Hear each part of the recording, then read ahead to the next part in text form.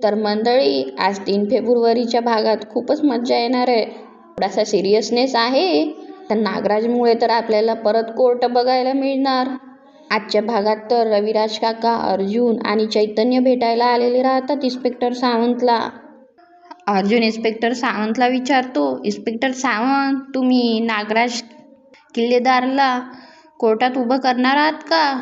Inspector Sawant उत्तर देतात, हो. रविराज काका म्हणतात, तेव्हा कोणत्याही परिस्थितीत नागराजला बेल मिळता कामा नये. हो, पण नागराज किल्लेदार तर वकील मिळवण्याच्या प्रयत्नात आहे. त्यांचं अजूनही असंच म्हणणं आहे की ते निर्दोष आहेत. रविराज काकाला खूप राग येतो. निर्दोष? स्वतःच्या कुटुंबाचा जीव घ्यायला गेला होता ते निर्दोष? स्वतःच्या बायकोला मारहाण केलं, किडनॅप केलं तरीही निर्दोष?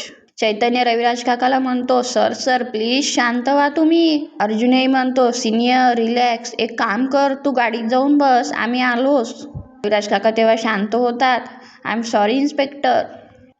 रविराज काका तिथून उठून चालले जातात. तर सगळे पेपर झालेले आहेत ना? इन्स्पेक्टर सावंत हो म्हणतात.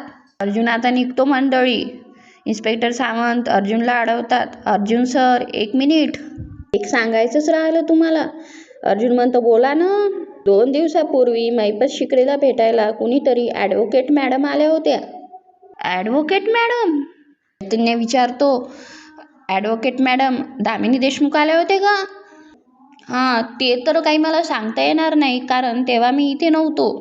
हो, पण आमच्या व्हिजिटर लॉगमध्ये कळेल त्यांचं नाव. इन्स्पेक्टर सावंत कॉन्स्टेबलला म्हणतात, मला सोडवायला कुणीतरी तगडा वकील पाहिजे होता. मला तर असं वाटतंय आता की मला सरकारी वकिलावरच अवलंबून राहावं लागणार. मैपत ज्या वकिलाला भेटला होता त्या वकिलाचं नाव काय होतं? आणि त्याला तत्व वगैरे काही होती असं वाटतही नाही. विजय भालेराव. हां, त्याचा नंबर आहे की माझ्याकडे. तो विजय भालेराव वकिलाला फोन लावतो. पण आता तर नागराजचा फोन कोणीच उचलत नाही. थांबून लगेच नागराजचा फोन वाजतो. नागराज चटकन उचलतो. हां, हॅलो ॲडव्होकेट भालेराव, मी नागराज किल्लेदार बोलतोय. माझी केस तुम्ही घ्यावी अशी इच्छा होती माझी. त्याचे डिटेल्स मी तुम्हाला. ॲडव्होकेट म्हणतात, आहेत माझ्याकडे. ॲडव्होकेट किल्लेदार, हे पनवेलमध्ये सगळ्यांना कळलंय. मग तुम्ही माझं वकीलपत्र घेणार ना? तुम्ही सांगाल त्यापेक्षा जास्त फी द्यायला तयार आहे मी साहेब. मी तुमची केस घेईन, फक्त एका अटीवर. कुठल्या? तुम्ही कोर्टात जे सांगेल तेच बोलाल. केस मी माझ्या पद्धतीने लढेल. तुम्ही मला कुठल्याही मुद्द्यावर अडवणार नाही. काहीच प्रॉब्लेम नाही. ॲडव्होकेट भालेराव काही ऐकूनच घेत नाही, फोन ठेवून टाकतात. आता इकडे सगळेजण कोर्टात जमलेले असतात. अर्जुन येताच सुमनला विचारतो, सुमन काकू, तू ठीक आहेस ना? सुमन हो म्हणते. हवालदार नागराजलाही घेऊन येतात. ॲडव्होकेट भालेराव आता पुढे येऊन म्हणतात, जुनिनर, हे नागराज किल्लेदार हे पनवेलचे एक विशिष्ट व्यक्तिमत्व. नामांकित वकील रविराज किल्लेदार त्यांचे सख्खे भाऊ. नागराज यांच्यावर जे आरोप करण्यात आले ते नक्कीच गंभीर आहेत, पण चौकशीसाठी त्यांना कस्टडीत ठेवावे हे बरोबर नाहीये. मी कोर्टाला विनंती करतो की चौकशी करतील आणि त्यांना जामीन मिळेल अशी मी कोर्टाला विनंती करतो. ॲडव्होकेट अर्जुन सुभेदार, तुम्हाला यावर काही बोलायचं आहे का? आता अर्जुन पुढे येतो. युनर, ॲडव्होकेट भालेराव यांची ओळख तर रविराज किल्लेदार यांचे भाऊ म्हणून करून दिली, पण स्वतःच्या सख्ख्या भावाला नागराज किल्लेदारांनी मारण्याचा प्रयत्न केला होता. 22 वर्षापूर्वी मैपतला सुपारी देणं रविराजलाच नाही तर त्यांच्या पूर्ण कुटुंबाला मारण्याचा कळ रचला. आणि जेव्हा यांना संशय आला की यांची बायको सुमन किल्लेदार यांना या प्रकरणाबद्दल कळलंय, तेव्हा नागराज किल्लेदारने स्वतःच्या बायकोलाच किडनॅप केलं. सगळ्याचे पुरावे आहेत माझ्याकडे युनर. मी कोर्टाला विनंती करतो, नागराज किल्लेदार यांना जास्तीत जास्त शिक्षा द्यायला हवी. आता ॲडव्होकेट भालेराव उठतात. ऑब्जेक्शन युनर. ॲडव्होकेट अर्जुन यांनी कोर्टाकडे असले कुठलेही पुरावे सादर केलेले नाही आहेत. नागराज किल्लेदार यांचा कुठलाही गुन्हेगारी रेकॉर्ड नाही आहे आणि जोपर्यंत आरोप सिद्ध होत नाही तोपर्यंत त्यांना जामीन मिळणं हेच योग्य आहे. अर्जुन बोलतो, आरोपीला जर जामीन मिळाली तर तो साक्षीदाराला घाबरवण्याचा आणि पुरावे नाहीसा करण्याचा प्रयत्न करतो.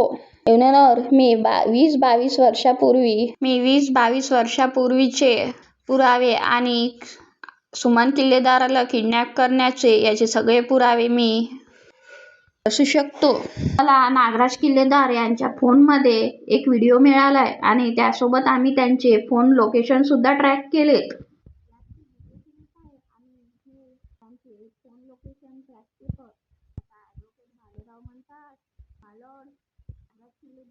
या व्हिडिओबद्दल काहीच माहिती नाही असं त्यांनी आधीच्या स्टेटमेंटमध्ये सांगितलंय. अनोळखी माणसाकडून असे व्हिडिओ येत असतात. तशाच एका व्हिडिओमधून असू शकतो. त्यांच्या फोनचं सुद्धा लोकेशन ट्रॅक झालेलं आहे. ॲडव्होकेट भालेराव. आता ॲडव्होकेट भालेराव म्हणतात, माय लॉर्ड, नागराज किल्लेदार हे सुमनला शोधण्याचा प्रयत्न करत होते. त्याच्या जीवाला काही धोका पोहोचू नये अशी त्यांची इच्छा होती. म्हणून ते त्याच ठिकाणी वारंवार जात होते आणि म्हणून त्याच ठिकाणचं लोकेशन दिसलं.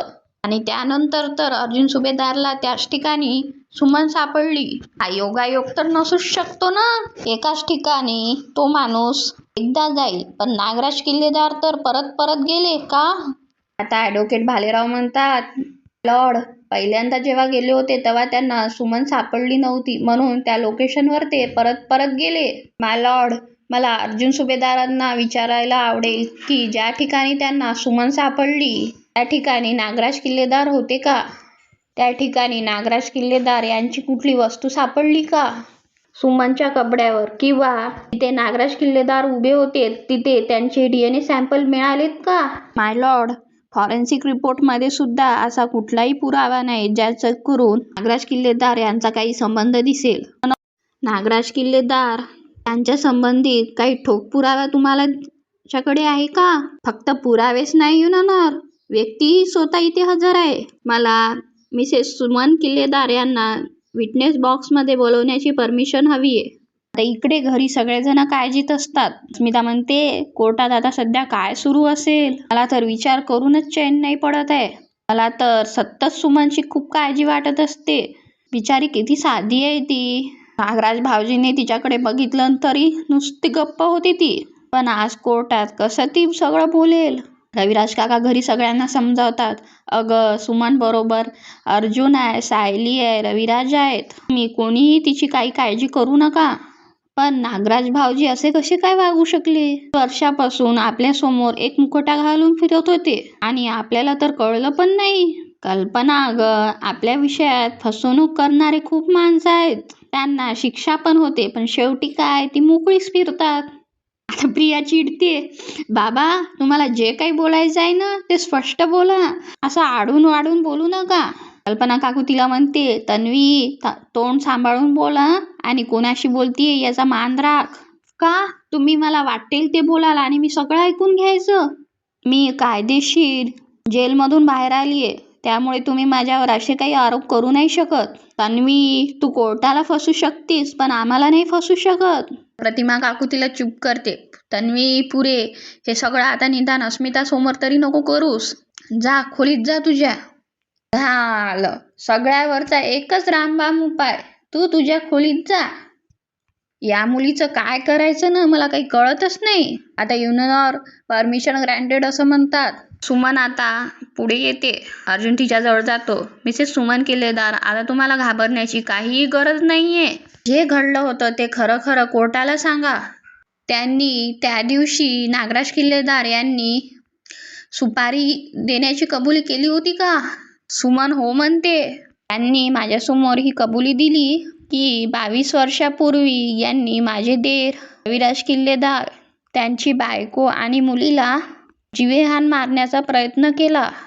आणि ही कबुली देण्याआधी जेव्हा मी त्यांचा पाठलाग केला तेव्हा यांनी मला किडनॅप करून एका खोलीत बंद करून ठेवलं. अर्जुन म्हणतो, point to be noted your honour, Suman Killedar यांची अवस्था तर तुम्ही बघू शकता. या खूप घाबरलेल्या आहेत.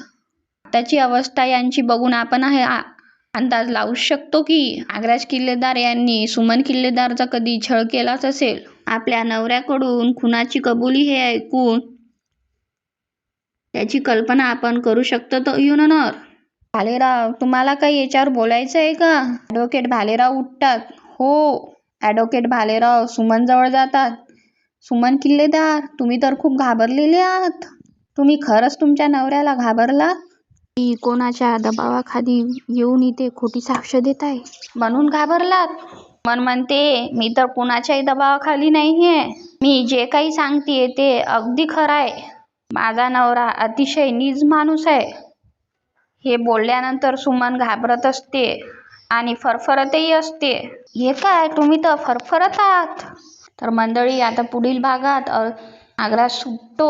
आता घरचे सगळेच नागराजला जेलात टाकणार आहे. अर्जुन नागराजला म्हणतो, तू एका याच्यातून सुटला असेल, पण बाकीच्या आरोपाचं काय? सायली आता म्हणते, नागराज काका, 22 वर्षापूर्वी त्या गुन्ह्यातून तुमची सुटका झाली आहे, घरगुती हिंसाचाराच्या आरोपातून नाही. व्हिडिओ आवडला असेल तर लाईक करा आणि सबस्क्राईब करा.